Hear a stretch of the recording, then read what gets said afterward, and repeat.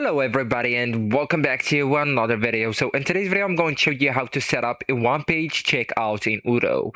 So to set up a one-page checkout in this platform, you simplify the default multi-step checkout so customers can complete their order on a single page. So actually guys, first you'll need to enable the e-commerce features. So you'll need to make sure that you have the websites, e-commerce and payment providers and also delivery methods installed. So you can install them from the apps right here. So just look for them here on the search bar and click on install to download them. And then guys, you will need to configure the checkout settings. So you'll need to go with the website right here and then go with configuration and settings. So the first option on it.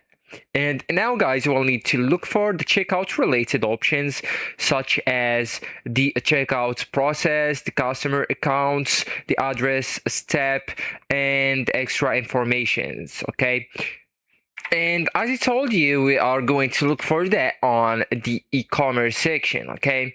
So you will need to go with the configure payments methods, and Andrea, you will need to go with the sign in up at checkout. Just go with optional and an invoicing policy. So that one is up to you. So you can leave it as invoice what is ordered or invoice what is delivered. Right. And actually guys, you will need to go with show available quantity if you want it to be displayed on your page.